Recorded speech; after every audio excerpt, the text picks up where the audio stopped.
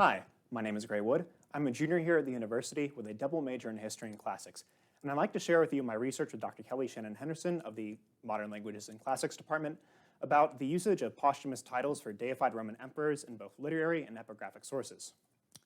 So to give you some background, one of the largest changes between the Roman Republic and Empire was the introduction of the imperial cult. An incredibly important facet of this cult was the practice of deifying emperors after their death, which would elevate them to the Roman pantheon. The first of these to be deified was actually not even an emperor. Julius Caesar was deified 2 years after his assassination in 42 BC. Augustus, the first proper Roman emperor, was deified after his death in 14 AD, which formalized this practice. Now, a primary aspect of an emperor's godhood was the title divus, meaning deified, which was added to his list of titles after his death. For example, Augustus would have become the divus Augustus, or deified Augustus. Now, this could only be decreed by the Senate, who would usually gather together after the emperor's death and deliberate over whether he was worthy of godhood. Nevertheless, there were certain limitations to this practice. The most critical one was that no Roman was ever deified in their lifetime.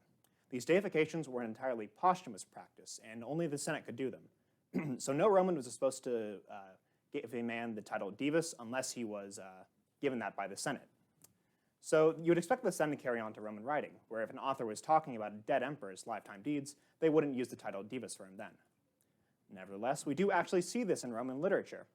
The example that occasioned our research occurs in Tacitus's Annals, where Tiberius, Augustus' successor, recounts his own military career fighting against the Germans. And he says he uses the title divus for Augustus when he had sent him into Germany. So this would seemingly imply that Augustus was a god in his lifetime.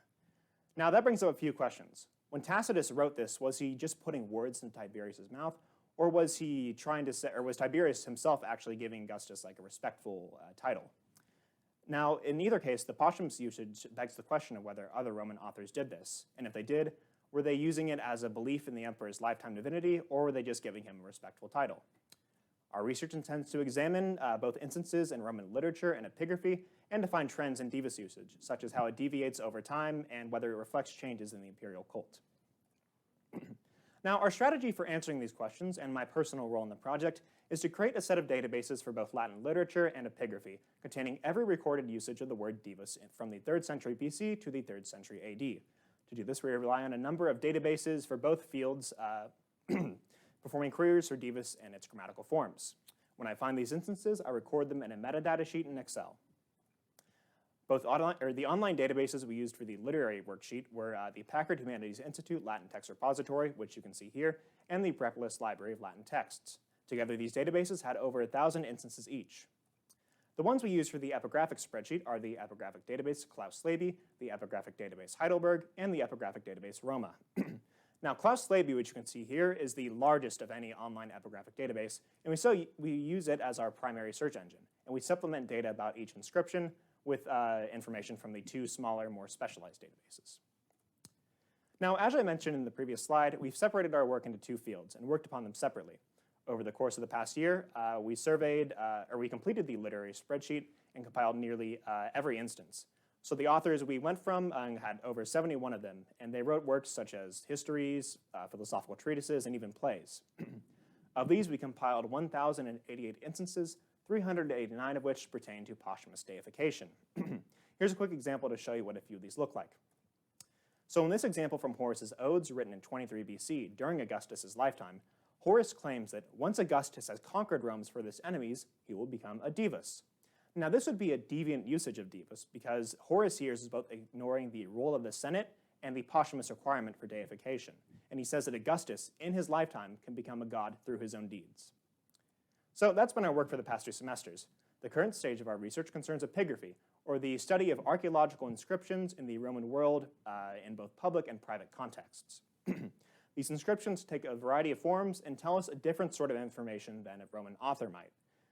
So for example, you might have something like this bust of Divus Augustus put up by the state in a public place, or you might have this regular inscription made to a Roman citizen, or you might have this scene of Roman religious life in Roman North Africa.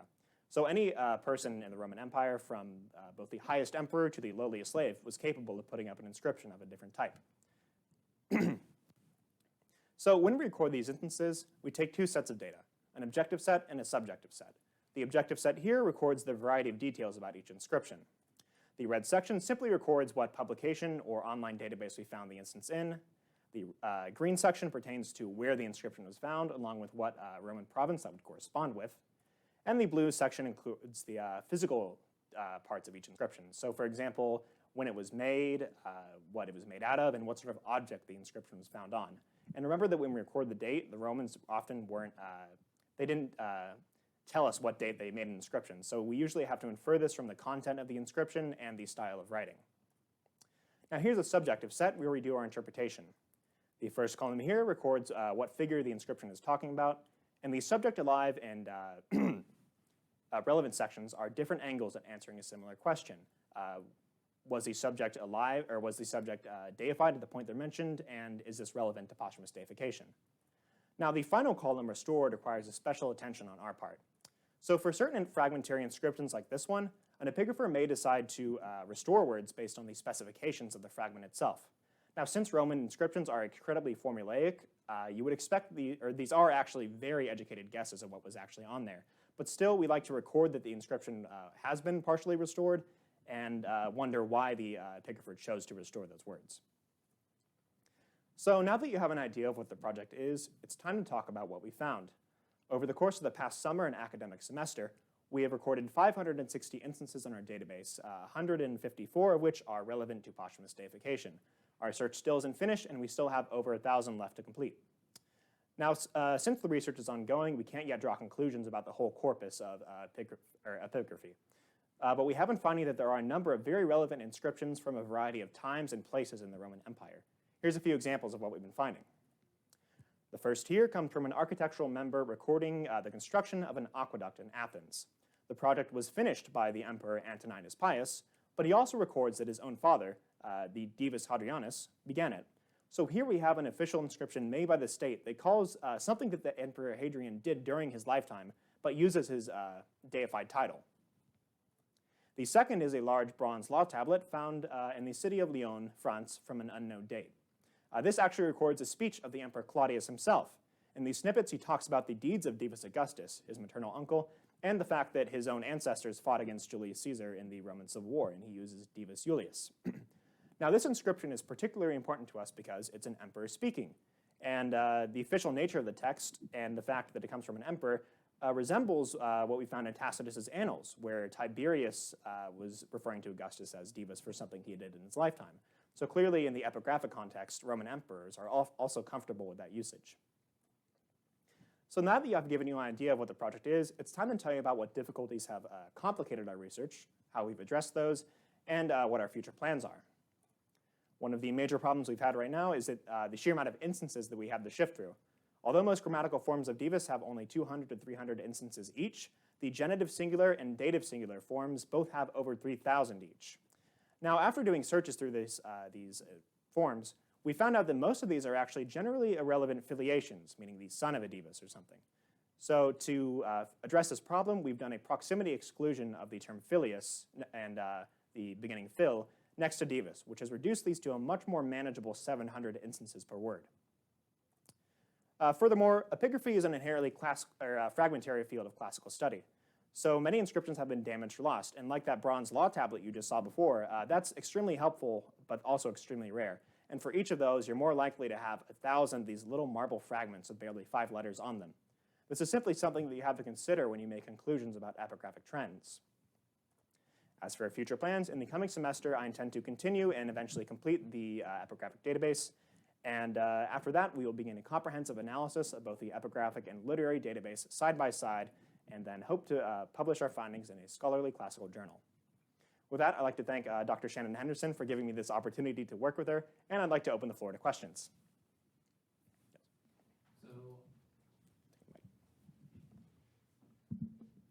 So I noticed in your subjective data set that you make a distinction between divus and diva, which makes me think, are there any women that have been deified over the course of the Roman Empire? Oh, absolutely. Actually, a very common practice was of deifying female relatives of the emperors. Yeah, so this definitely does happen, and we pay attention. We include the feminine forms of the term divus as well to search for that, actually. What happens to divus usage and posthumous deification when the Roman Empire becomes Christian? So actually, I've read a little bit about this in our literary review, but I've also found in our writings that the term divus after Emperor Constantine, who is usually thought of as ushering the Christian age of the empire, the term divus actually remains in usage for emperors, but it becomes more like a term of like sacred, not necessarily divine, but generally holy in a way. And also during, we've found a few inscriptions that actually come from the 1500s. They somehow ended up in the databases. And many saints in Catholic Christianity are referred to as divus like Paul or divus or diva Caterina. So it does continue. You have all these instances of people using divus or diva when they shouldn't. But do you have any that like tradition would say they should say divus but don't? Yeah, so that's sort of hard for our research to find because obviously we're searching for the term divus, so if they don't use divus, it wouldn't come up. But there are like works that are very anti like somebody's divinity, like there's a book called the Apocolocyntosis, or the Pumpkinification of Claudius, written by Seneca the Elder or younger, I forget. And that actually, he uses the term divus Claudius in those, even though he's attacking Claudius's divinity. So they still might give that term for him. Oh, thank you.